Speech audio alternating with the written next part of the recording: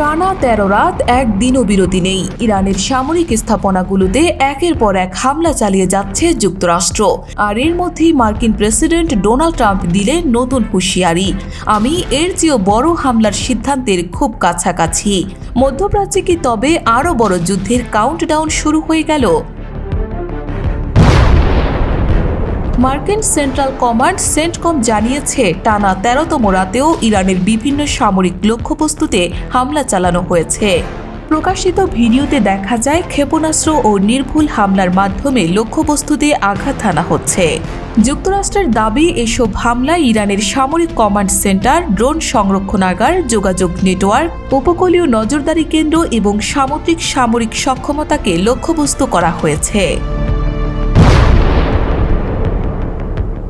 CENTCOM এক বিবৃতিতে জানায়, এই ধারাবাহিক হামলার উদ্দেশ্য হল ইসলামিক রেভলিউশনারি গার্ড কর্পস বা আইআরজিসির হুমকি কমানো এবং আন্তর্জাতিক বাণিজ্যিক নৌপথের নিরাপত্তা নিশ্চিত করা। তবে প্রকাশিত ভিডিওগুলোর নির্দিষ্ট স্থান ও সময় স্বাধীনভাবে যাচাই করা সম্ভব হয়নি। এদিকে হোয়াইট হাউসে সাংবাদিকদের সঙ্গে আলাপকালে প্রেসিডেন্ট ডোনাল্ড ট্রাম্প বলেন, আমি একটি বিশাল হামলার কথা বিবেচনা করছি, আগের যে কোনো হামলার চেয়েও বড়।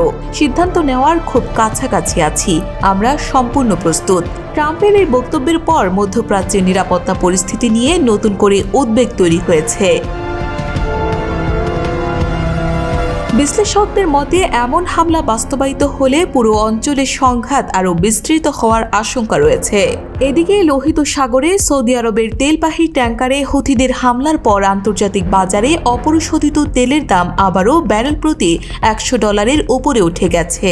বিশ্ব অর্থনীতিতেও এর প্রভাব পড়তে শুরু করেছে বলে মনে করছেন বিশেষজ্ঞরা।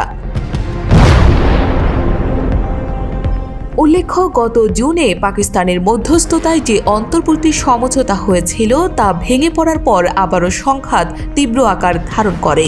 এরপর থেকে যুক্তরাষ্ট্র ইরানের বিভিন্ন সামরিক স্থাপনায় ধারাবাহিক হামলা চালিয়ে যাচ্ছে।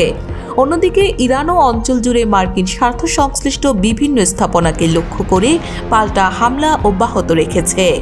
ফলে মধ্যপ্রাচ্যের এই সংঘাত কোন দিকে গড়াবে তা নিয়ে আন্তর্জাতিক অঙ্গনে বাড়ছে উদ্বেগ।